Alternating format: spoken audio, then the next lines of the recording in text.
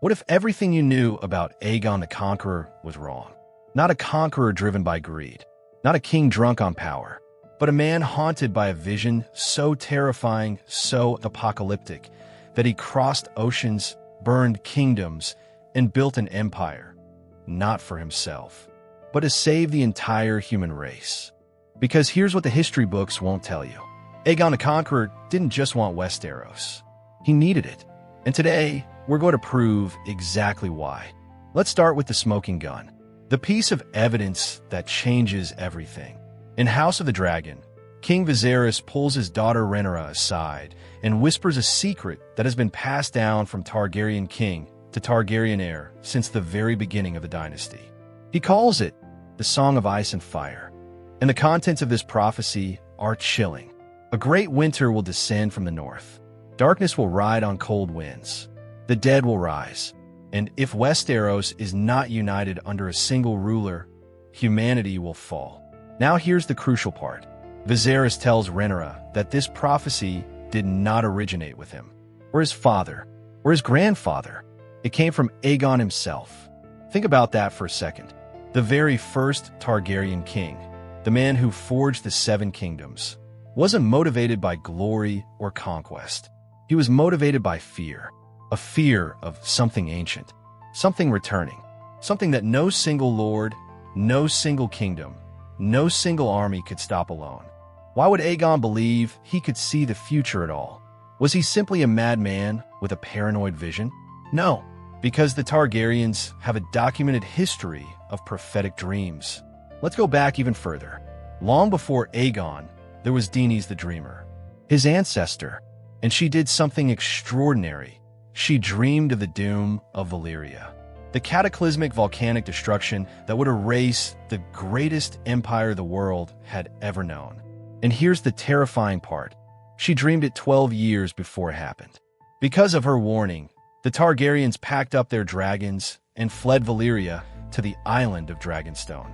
And when the doom came and swallowed everything, every great family, every dragon, every city, the Targaryens survived because they listened to a dream. This is not coincidence. This is pattern. Throughout Targaryen history, dragon dreams appear again and again. Daenerys herself seeing visions in the House of the Undying.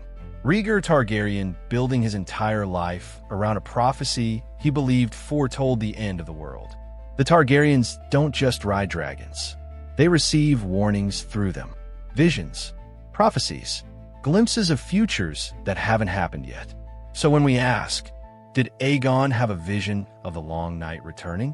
The answer, based on everything we know about his family, is almost certainly yes. Now let's talk about the conquest itself, because the more you study it, the stranger it becomes. Aegon Targaryen arrived in Westeros with 3 dragons. He didn't need an army. He didn't need allies. He had Balerion the Black Dread, a dragon so massive that its shadow could swallow entire towns. Those 3 dragons could have turned the entirety of Westeros into ash. And yet, instead of burning everything and ruling a wasteland, Aegon did something no conqueror with that kind of power had ever done. He preserved the existing noble houses. He allowed the defeated kings to keep their lands.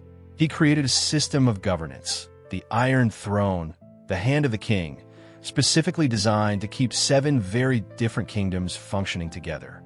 Why? Why go to all that trouble? If this was about ego, about personal power, you don't do that.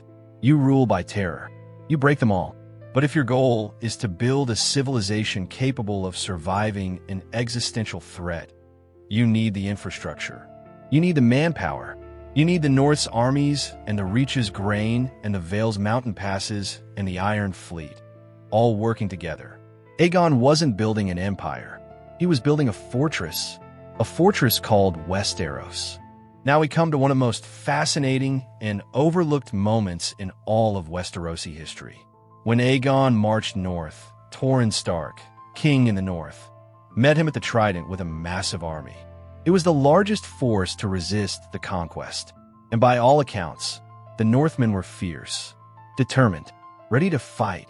And then, Torrhen Stark knelt, without a single battle. He earned the nickname, the King Who Knelt. And for centuries, that has been seen as a story of pragmatism. Smart surrender. Why die against dragons?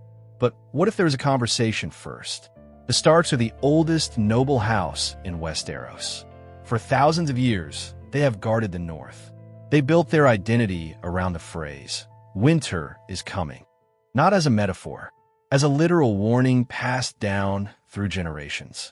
The Starks know, they have always known, about the wall, about what it was built to contain, about the long night that came before and the promise that it could come again. What if Torrhen Stark looked Aegon in the eye and said, "You want to unite Westeros? Good, you're going to need it, because what sleeps beyond that wall will make your dragons look like candles." And Aegon, who had already seen this in his dreams, understood exactly what Torrhen was telling him. Two ancient bloodlines, two different forms of knowledge, reaching the same terrible conclusion. Here's something that becomes clear when you look at the entire Targaryen dynasty through this lens. These people were obsessed, not with power, with prophecy. Aegon V, a king who actually cared deeply about the common people, died at Summerhall trying to hatch dragon eggs. Why? Because he believed the prophecy required dragons to survive what was coming. And Daenerys, across 2 continents, through slavery and fire and betrayal, she followed visions. She hatched impossible dragons. She crossed the narrow sea. She said again and again that she was born to be the mother of dragons. But why? Destiny doesn't come from nowhere. It comes from somewhere. From someone. From Aegon. He planted a seed into the Targaryen bloodline, a belief, a mission, an obsession that echoed across centuries. They didn't know exactly what they were preparing for, but they knew they were preparing for something. But here's a question that has to be asked. If Aegon knew, if this prophecy was real, why keep it secret? Why not warn everyone? And the answer reveals exactly how politically sophisticated Aegon was. Think about what would happen if a king announced to his entire realm, "Great news, everyone. In a few centuries, an army of ice demons is going to rise from the north and try to kill us all." You don't get a unified civilization. You get panic, cults, religious wars over who the chosen savior is. Lords who decide it's easier to move across the narrow sea than face the threat. Noble houses trying to manipulate the prophecy for their own power. By keeping the prophecy secret, passing it only from monarch to heir, Aegon ensured that every Targaryen king would understand the stakes without the realm dissolving into chaos. It was cold, it was calculated, but it was arguably wise. The problem is, kings are human, and secrets across enough generations get distorted, get forgotten, get buried under decades of court politics and petty wars and personal ambition. By the time of the Dance of the Dragons, that devastating Targaryen civil war, the prophecy was already becoming background noise, a tradition whispered at coronations, something kings acknowledged and then promptly ignored. Let's zoom all the way out, because when you hold this entire theory in your head at once, the story of Game of Thrones becomes something almost unbearably poetic. Aegon Targaryen had a vision. He saw the end of the world, and he spent his life building the one thing that could stop it. A united Westeros with dragons at its heart and a Targaryen monarch who understood the true enemy. 8,000 years after the original Long Night, he tried to give humanity a fighting chance. It almost worked, because in the very end, after centuries of failure, 2 people did unite the realm against the darkness. A Stark who was also a Targaryen, and a Targaryen who was also, in her heart, a defender of the living. Jon Snow and Daenerys Targaryen. Ice and fire.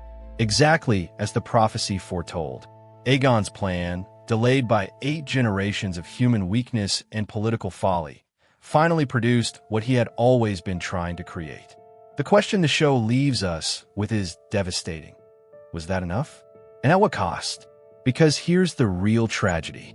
If the prophecy had been properly preserved, if the dragons hadn't died in a civil war, if the Targaryen dynasty hadn't collapsed in ego and madness, would the Long Night have even been close? Or did humanity nearly lose everything because people forgot to listen to a dead king's dream? Aegon the Conqueror. We remember him as the man who built the Iron Throne, who united 7 kingdoms with fire and blood. But if this theory is correct, the Iron Throne was never the point. The point was a wall. The point was the North. The point was making sure that when the darkness finally returned, there would be someone, anyone, left standing to fight it. He was playing a game of chess across centuries. And we almost lost. Let me know in the comments. Do you think Aegon knew? Did the Targaryens fail their own prophecy? And who do you think was the true prince that was promised?